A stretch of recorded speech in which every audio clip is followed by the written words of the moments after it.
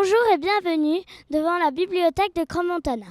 Aujourd'hui, nous avons interviewé les artistes de la compagnie Cirque Pardi. Nous vous emmenons dans leur monde merveilleusement magique.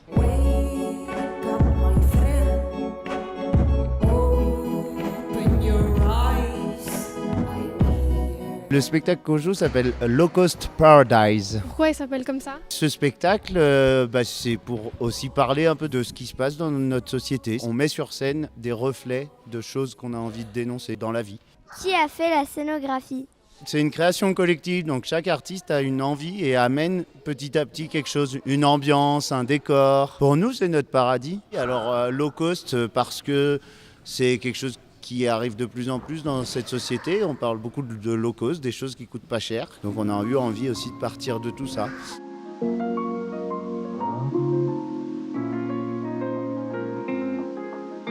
Que voulez-vous montrer dans le spectacle? Plein de choses, la fragilité, le rire, la tristesse, la joie, le silence, le bruit, un peu tous les extrêmes qu'on vit en fait dans la vie aussi. Pourquoi as-tu voulu faire le numéro de la vie? J'avais envie de parler de nos jours où tout va très vite et on n'a jamais le temps pour rien. Et juste de mettre ça vraiment en face au public, de dire qu'est-ce qu'on fait, ce qu'on a vraiment envie de vivre comme ça.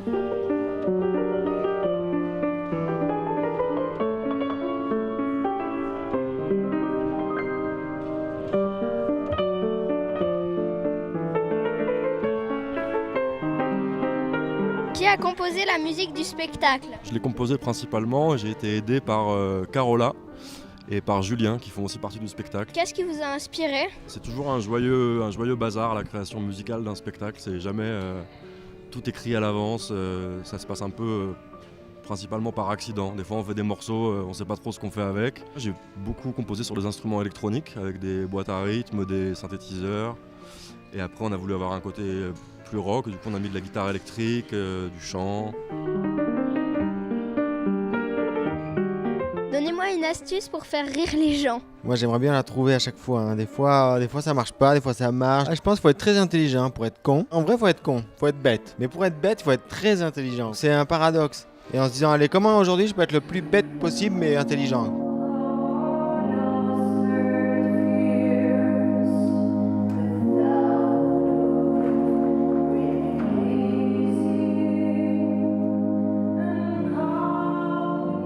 Pour cette 4e journée de stage, nous sommes heureux de vous avoir présenté les coulisses du Cirque Pardi. Demain, nous vous préparerons quelques surprises.